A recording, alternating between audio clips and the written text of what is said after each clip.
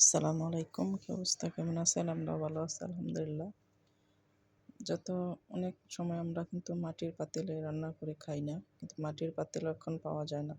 কিন্তু তারপরও মাটির পাতিলে রান্না করে খাওয়াটা কিন্তু বিভিন্ন রোগে থেকে মুক্তি পাওয়া যায়। অনেক ভালো। কিন্তু অনেক আগের দিনে এটা দিয়ে রান্না করে খেত।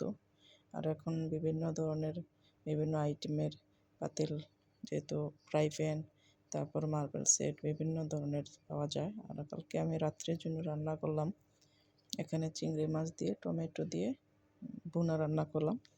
যেহেতু মেয়ের জন্য ও অন্য কিছু খায় না, তাই আমি কম জাল দিয়ে ভুনাটা রান্না করলাম এটার মধ্যে পাতিলে, মাটির পাতিলে।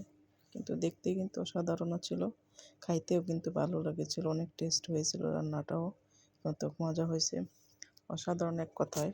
তার কিন্তু অনেক সময় আমরা এটা করি না, কিন্তু শখের মধ্যে আমার কাছে ছিল, এটার জন্য শখে রান্না করলাম। আর সবসময় তো আমি অন্যান্য পাতিলে রান্না করি, তাই রাতের জন্য এটা রান্না করলাম। চিংড়ি মাছের বোনা একদম পারফেক্ট হয়েছিল, অসাধারণ হয়েছিল রান্নাটা।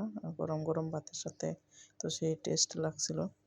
আর ওদিকে আমি বেগুনও রান্না করলাম, বেগুন দিয়ে নিরামিষ বোনা রান্না করলাম।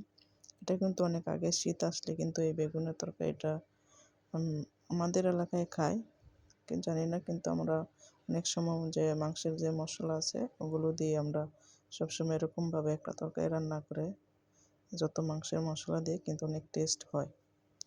তরকারিটা কিন্তু ভালো লাগে শুকনা শুকনা।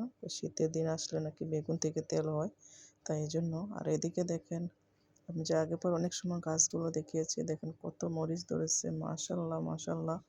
কিন্তু কয়েকদিন ধরে মরিচ গাছের ওখানে যাই না, তাই ওখান থেকে আমি ভিডিও নিতে পারি না। কিন্তু আমার কাছে বারবার মনে হয় যে এগুলো ভিডিও করে রাখি। আর মরিচগুলো দেখলে তো একদম পাগল হয়ে যায়, যেহেতু আমরা মরিচ পাগল, মেয়েরা তো বেশিরভাগই জাল খায়, তাই। কিন্তু এখনও মরিচগুলো একদম কচি, হয় নাই, তাই ছিললাম না। তারপর আমি দুইটা নিয়ে ছিললাম।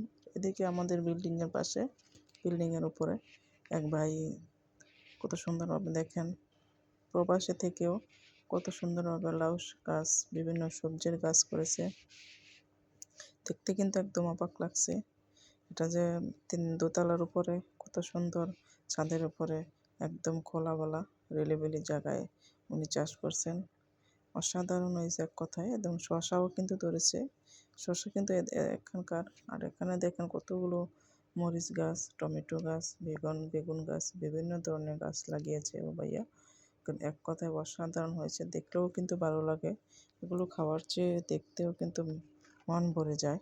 দেখেন, বেগুন গাছটি কিন্তু শখ করে লাগানো হয়, কিন্তু অনেক সুন্দর তরকারি আমরা খাই, কিন্তু শখ করে একটা বাগান লাগানো কিন্তু অনেক ভালো লাগে।